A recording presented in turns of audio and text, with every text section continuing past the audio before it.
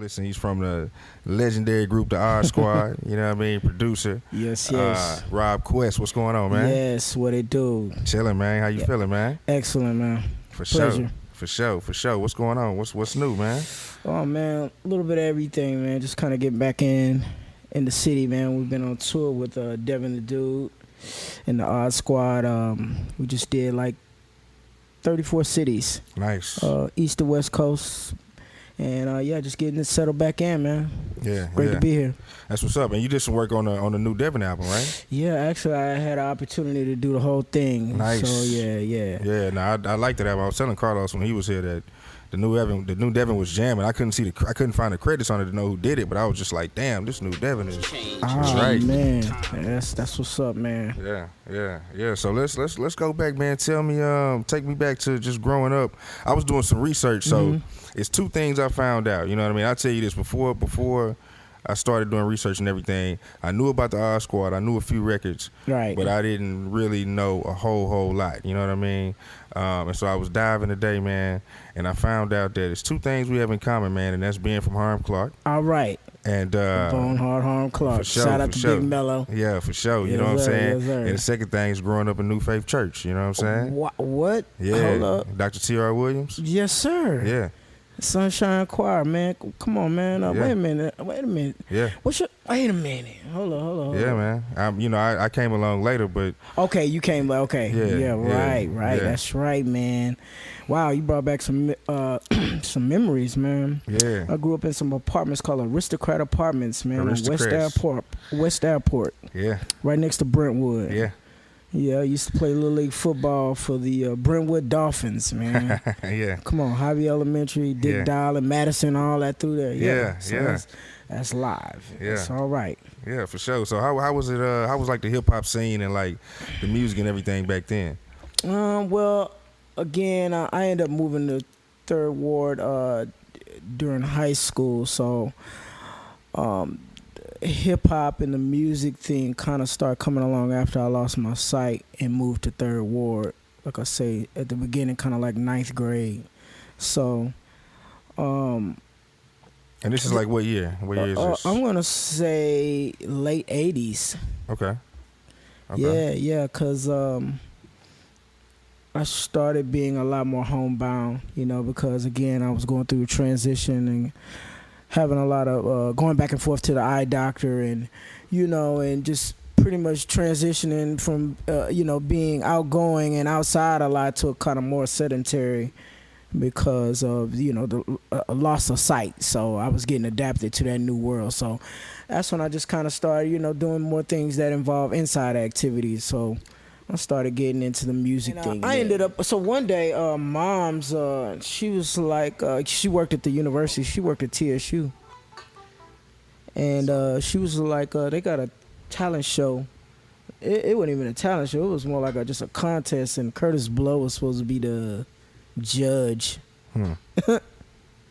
And she was like, you gonna go? And I'm like, I didn't want to go because, I really didn't, I still wasn't comfortable with myself just being outside and in public. Yeah. Because I'm blind now. Yeah.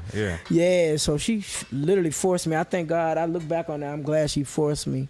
Because, I probably wouldn't, who knows where or what if, what would be going on now. Because that's where I met Dev. Okay, tell me about it. Tell me about the talent show. Yeah, so who's is there anybody else that's kind of like that became anybody that's there at the time? Absolutely, K Reno. Okay, I hear a lot about K Reno. How K Reno was just like always there in the middle of all the rap shit. Well, he was there. I remember him specifically because the coordinator of the show was like asking the other participants because basically we had first of all, they had a trial like to see because there was so many people that wanted to be in it. Let's whittle this down. Let's see. Who can actually be in it. Right.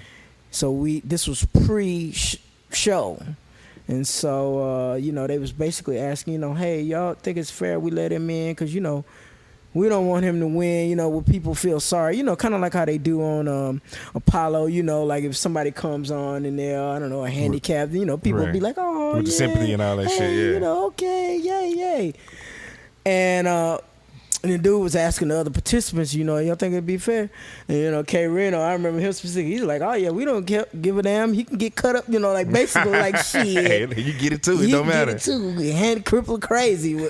Everybody can get it, I tell him about that. He hates when I speak about that because he be like, oh, man. I'm like, nah, man, I wanted that. Yeah, yeah. That's what you want. Yeah. He was like, oh, man. I'm like, nah, you was real. You was like, fuck that. Yeah, yeah. Yeah, so you enter the contest like a solo act. Yeah, I was writing too. I was writing raps. Okay. By this time, okay, I had whole songs, and so everybody had to what's the word? They had to do a trial in front of all the other rappers. In front of the this was pre-show. Yeah. So everybody had their cassettes. Me, I had my drum machine. I was like, yo, plug this into your speaker, and everybody's like, oh shit. This fool pulled out a whole drum machine. And that shit came on, everybody's like, oh shit. I did my thing, and then afterwards, everybody's like, all right, this is the time for the show. And then, this was later the next day. Yeah. Dev walked up to me like, yo, bro, make me a beat. My show tape is whack. Not whack, but he just had basically a Roger Troutman and Zapp instrumental. He was rapping over I Wanna Be Your Man. Okay.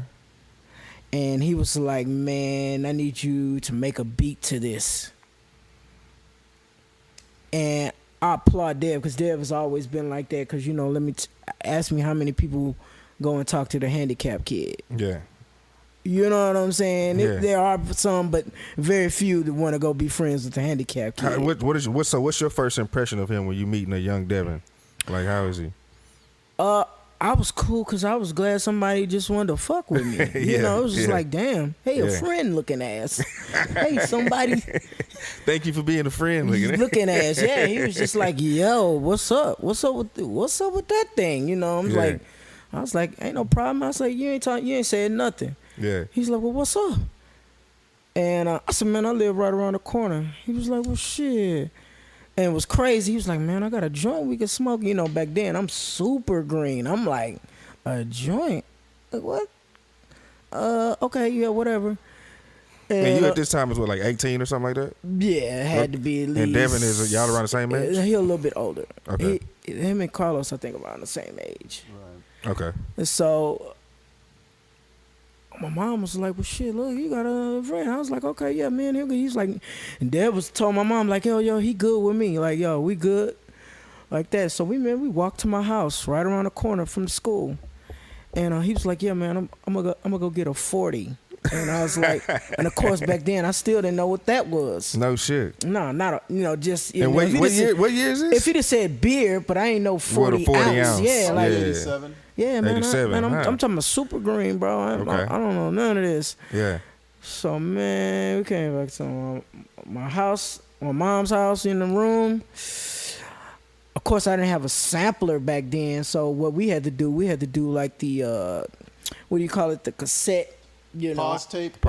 Basically, like he had to play the cassette with the instrumental. I had to match the tempo, and I programmed my pseudo 808 bass beat under the I Wanna Be Your Man instrumental. I had to lock that tempo, and of course, it would linger off, but we got it close enough where it would stay on long enough, and then we made the pause tape with the beat matching, riding along with it. Yeah, yeah. And I had to keep stopping the drum machine and dropping it back in where it wouldn't sound too jumbled up, to stay on time because it would drift. Right. Yeah. So we made his tape. He was like, yeah, man, this go hard, because it was basically I Want to Be Your Man with a old school trap beat under that mug, you know what I'm saying? Yeah. So anyway, man, fast forward, we end up performing at the show and everything. And after I'll never forget this. Dev came out on stage with the mic hanging. He had the cord He had it hanging between his legs like he was dangling like it was dick. And he walked out like that and like with the mic swinging between like he was holding his dick. Yeah. And everybody kept going, Slick Rick, Slick Rick. You know, he had the Kango on. Yeah. He swung the mic up, caught it and said, no, Slick Dick. And the beat dropped. Man. It was classic. It was hard. Everybody in the crowd was like, oh. He's talking about, no, Slick Dick. And, when I heard Dead Rhyme, man, I thought that was the most, man, he would fucking have me in stitches. The shit that he was saying, because it was so crazy, you know what I mean? It was funny. It was almost comical, but it was serious. He was serious. He wasn't trying to be corny. Yeah. He was just giving you raw and outlandish shit he was saying, man. I was like, I knew it was something special the first time I heard him spit that. So I was just like, and I almost like, I was like, I don't even want to rap, man. Let me just make your beats. Let's just do this. You know, you find an instrumental, I just put a beat behind it. Let's just do this. You live. Yeah. Anyway, we never did stay for the end of the show, man. After he performed, he got upstairs. He's like, hey, man, let's go back to your house. I was like, we don't, you know, what's up with the, you know, see if we win. He was like, man, fuck this show. Oh, man. He's like, nigga, we gonna make records. Even back then. Yeah. He had the vision. Well, he told me his dream when he came from East Texas was to get a Cadillac and a record deal. He told me that in late 80s. I was like, really? He was like, man, I came here to get a Cadillac and a record deal. Yeah. He'll tell you he said that. Yeah, he told me that. So he's basically like, fuck this show. He's like, I found what I needed at the show. He's like, let's go. And we dipped. We didn't even stay. We might have won that mug. I don't know. One of us might have won. Who knows? Yeah. We left, and it's been history ever since, man.